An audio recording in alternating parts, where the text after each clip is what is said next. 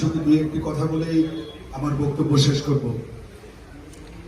প্রিয় সহযোদ্ধা, আপনারা জানেন বাংলাদেশে মুরগি জবাই করে যেভাবে মুরগিকে হত্যা করা হয় সেভাবে মানুষকে হত্যা করা হচ্ছে।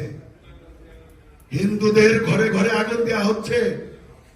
কে আওয়ামী লীগ করে, সে নারী হোক পুরুষ হোক, তাকে কিভাবে বেইজ্জত করা হচ্ছে ছেলে মেয়ের সামনে আপনারা দেখছেন। জননেত্রী শেখ হাসিনা বাংলাদেশে যদি থাকে তাহলে আমরা থাকবো, এটা কিন্তু আপনারা অলরেডি বুঝে গিয়েছেন। আপনার গায়ে আওয়ামী লীগের ছিল আছে, তারা জানে আপনি আওয়ামী লীগ করেন, তারা জানে আপনার বুকে বঙ্গবন্ধুর আদর্শ আপনারা ধারণ করেন, তারা জানে। আমরা এটাও জানি কারা জামাত করে, কারা এই জঙ্গি সংগঠনের সাথে জড়িত, কারা খুঁজে খুঁজে আওয়ামী লীগের নেতা কর্মীদের হত্যা করছে।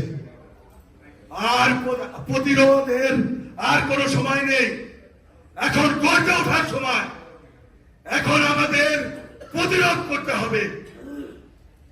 আমরা শুধু একটি কথাই বলতে চাই, আমি আর বক্তব্য বাড়াবো না, শুধু আমি একটি স্লোগান দিয়ে আমার এই বক্তব্য শেষ করব। এতে সকলের কি আছে রে? সবাই একটু জোরে বলেন প্লিজ। রক্তটাকে গরম করেন। জননেত্রী শেখ হাসিনা বাংলাদেশে ফেরার আগ পর্যন্ত আমাদের রক্ত ঠান্ডা হবে না। এতে সকলের নেত্রী আছে রে?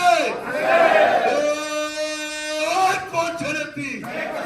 সবাই বলো, বাংলাদেশে মুক্তিযুদ্ধে জাতির পিতা খেয়ে যাওয়া রাজাকারের বাচ্চার পাছায় লাথি মারে আমার জননেত্রী আছে।